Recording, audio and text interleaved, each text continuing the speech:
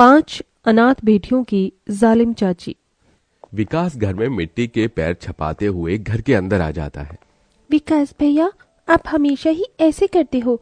देखो ना, मैं भी पोंछा लगा ही रही थी और आपने सारे में मिट्टी के पैर छाप दिए। ये मेरा घर है और मैं जैसे मर्जी आऊंगा। तुम होती कौन हो मुझे ऐसा बोलने वाली? एक तो तुम काम करते हो नहीं और काम बढ़ा देते हो हमारा। केसरी दिव्या के कान पकड़कर उसे बाहर ले आती है और धूप में पेड़ से बांध देती है। क्यों दी दिव्या, बहुत जबान चलाने लगी है तू।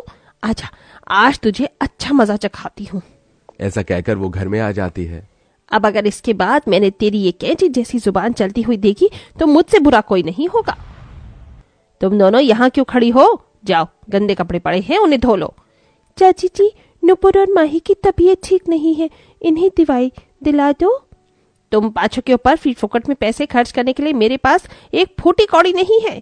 अरे मेरी बला से तो कल की मरती तुम आज मर जाओ। केसरी पांचों पर जरा भी रहम नहीं करती। इधर बेचारी दिव्या गर्मी में पानी के लिए तड़प रही होती है। पानी, पानी, कोई मुझे पानी पिला दो। मुझे बहुत तेज प्यास लग रही है। मेरा गर्मी से गला सूख गया है। कोई मेरी मदद करो। कोमल दीदी, दिव्या की बहुत हालत खराब हो रही है।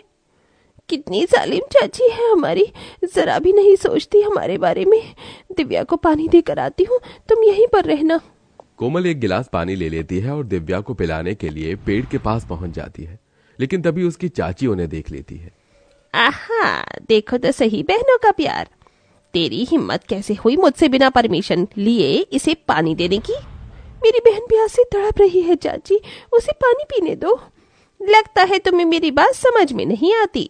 आज तुम पांचों का भूत ही उतार देती हूँ। केसरी बाकी की तीनों को भी लपेटे में ले लेती है।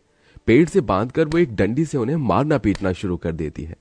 बोलो बोलो, आज की बात तुम मेरे बिना कहे कोई काम करोगी? मुझे बिना पूछे अपनी मर्जी चलाओगी? इस तरह उनके जालिम चाची उनके ऊपर बहुत अत्याचार कर रही होती है। लेकिन उनके साथ ऐसा क्यों हो रहा था? आखिर उन पांचों बहनों की क्या गलती थी और उनके माता पिता कहाँ थे? चलिए ये देखने के लिए कहानी में थोड़ा पीछे चलते हैं। उषा, चलो, हमें लेट हो रहा है। लेट तो हो रहा है, लेकिन अपनी पांचों बेटियों को छोड़कर जाने का मन नहीं कर रहा है। कोई बात नहीं माँ, आप चली जाओ, आप ठीक होकर आना। उषा को पेट में पथरी थी और इसी के चलते उनकी कभी भी तबीयत खराब हो जाया करती थी। उसी का ऑपरेशन के लिए राजेंद्र उसे शहर लेकर जा रहा था। दोनों माता पिता अपनी पांचों बेटियों को गले से लगाते हैं और शहर के लिए निकल जाते हैं। शहर में उषा का ऑपरेशन शुरू हो जाता है और राजेंद्र हॉस्पिटल के बाहर बेसब्री से इंतजार करने लगता है। हे ऊपर वाले, सब कुछ ठीक ही रखना, कोई परेशानी नहीं होनी चाहिए। तभी डॉक्टर उनके पास आते हैं। ऑपरेशन सक्सेसफुल हो गया है। आपकी पत्नी को अब कभी पेट में दर्द नहीं होगा। यह सुनते ही राजेंद्र बहुत खुश होता है और अपनी पत्नी से मिलने उसके पास जाता है। उषा, मेरी डॉक्टर से बात हो गई है। कल तुम्हें डिस्चार्ज मिल जाएगा। फिर हम वापस अपने गांव अपनी बेटियों के पास पहुंच जाएंगे। इससे पहले कभी अपनी बेटियों से दूर नहीं हुई हूँ। मुझे बहुत बुरा लग रहा है। बस ये रात बीत जाए। उस रात उषा हॉस्पिटल में अपने बिस्तर पर लेटी होती है और उसके बराबर में एक कुर्सी पर राजेंद्र बैठा होता है। लेकिन अचानक से बहुत तेज भूकंप आता है और अस्पताल की पूरी बिल्डिंग गिर जाती है। इसी के चलते उषा और राजेंद्र भगवान को प्यारे हो जाते हैं। चाचा, चाचा, आप रो क्यों रहे हो? माँ और पिताजी को गए हुए आज 3 दिन हो गए हैं, वो अभी तक नहीं आए हैं। तुम्हारे माता पिता भगवान के पास गए हैं, अब वो वहीं रहेंगे, वापस नहीं आएंगे। जो भगवान के पास जाता है वो वापस लौट कर नहीं आता। ये सुनते ही महेश को बहुत बुरा लगता है और वो पांचों बेटियों को गले से लगा लेता है। तुम पांचों यहाँ अपनी चाची के साथ रहना गांव में। मुझे काम नहीं मिल रहा और मुझे अब तुम पांचों की शादी भी करनी है। उसके लिए मुझे पैसा भी जोड़ना होगा, इसलिए मैं शहर जाऊंगा और वहां काम करूंगा। चाचा जी, माँ और पिताजी तो चले गए, अब आप भी हमें छोड़कर जा रहे हो? ऐसा मत कहो, मैं तुम्हें जरूर मिलने आऊंगा। महेश ऐसा कहकर शहर की बस पकड़कर चला जाता है। उसके जाने के बाद केसरी को पांचों बेटियां बोझ लगने लगती हैं। फ्री फोकट के खाने को तुम पांचों को नहीं मिलेगी। इस घर में अगर खाना खाना है तो घर के काम करना होगा। इस तरह केसरी उस दिन के बाद से पांचों बेटियों से घर के सारे काम करवाती। ऊपर से खाने के नाम पर सिर्फ सूखी रोटी दिया करती थी। दीदी, मेरे पेट में भूख से दर्द हो रहा है। चलो मैं चाची से खाना मांग लेती हूँ। कोमल अपनी चारों बहनों के लिए खाना लेने जाती है। चाची, आज खाने में बिरयानी बनाई है, हमें भी खाना दे दो, बहुत तेज भूख लगी है। शक्ल देखी है तूने अपनी आईने में? ये बिरयानी मेरे और मेरे बेटे के लिए है, तुम पांचों के लिए नहीं। रसोई में सूखी रोटी रखी है, जा लेकर खा ले और अपनी उन चारों बहनों को भी खिला दे। ये सुनकर कोमल की आंखों में आंसू आ जाते हैं और वो रसोई में जाकर सूखी रोटी देखकर सोचने लगती है। इन सूखी रोटियों को हम कैसे खाएंगे?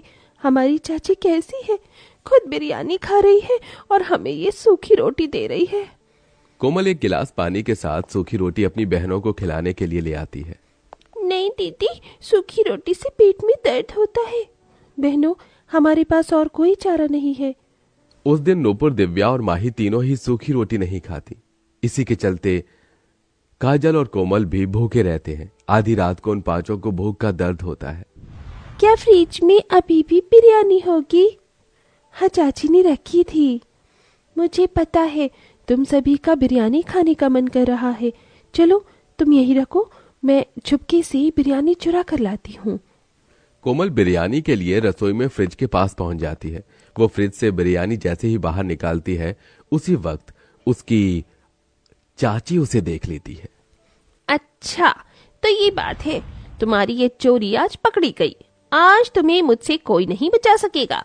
केसरी एक डंडा लेती है और बहुत बुरी तरीके से कोमल को उसी वक्त पीटना मारना शुरू कर देती है। कोमल बहुत तेज चीखती है। उसकी चारों बहनें उसकी आवाज सुनकर रसोई में पहुंच जाती हैं। केसरी उन्हें भी मारती है। आज के बाद अगर खाने की चोरी की ना तो मुझसे बुरा कोई नहीं होगा। चली जाओ यहाँ से। पांचों बहनें रोते हुए गौशाला में आ जाती हैं।